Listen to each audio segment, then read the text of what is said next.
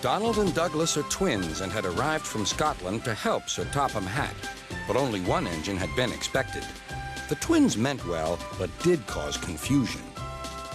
Sir Topham Hatt had given them numbers, Donald 9 and Douglas 10, but he was still planning to send one engine home.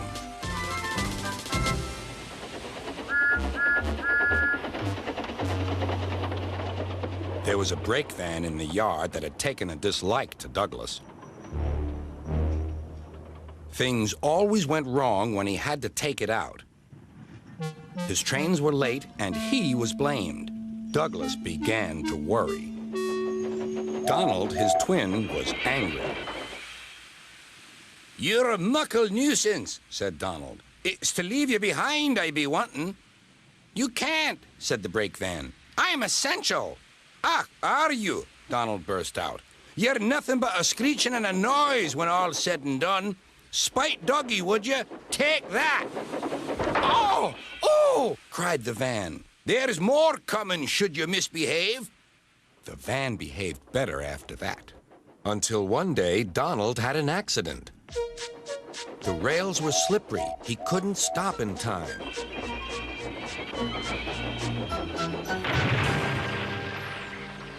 Donald wasn't hurt, but Sir Topham Hatt was most annoyed. "I am disappointed, Donald. I didn't expect such clumsiness from you. I had decided to send Douglas back and keep you." "I'm sorry, sir," said Donald. "I should think so, too. You have upset my arrangements. Now, James will have to help with the goods work while you have your tender mended. James won't like that."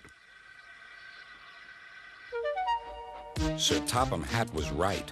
James grumbled dreadfully about extra work.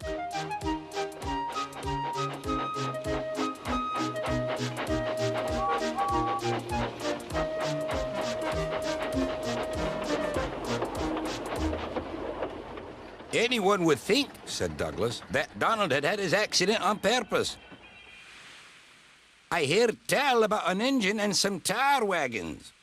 "Shut up," said James. "It's not funny." He didn't like to be reminded of his own accident. "Well, well, well. Surely, James, it wasn't you. You didn't say." James didn't say. He slouched sulkily away.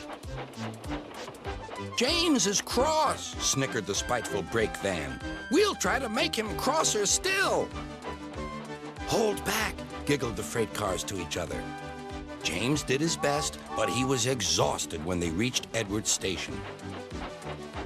Luckily, Douglas was there. "Help me up the hill, please," panted James. "These freight cars are playing tricks." "We'll show them," said Douglas.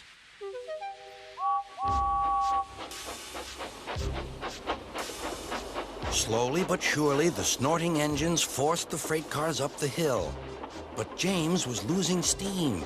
"I can't do it! I can't do it!" "Leave it to me!" shouted Douglas. The conductor was anxious. "Go steady! The van's breaking!" The van was in pieces. No one had been hurt, and soon Edward came to clear the mess. Sir Topham Hatt was on board. "I might have known it would be Douglas," he said. "Douglas was grand, sir," said Edward. "James had no steam left, but Douglas worked hard enough for 3. I heard him from my yard." "2 would have been enough," said Sir Topham Hatt. "I want to be fair, Douglas, but I don't know. I really don't know." Sir Topham Hatt was making up his mind about which engine to send away, but that's another story.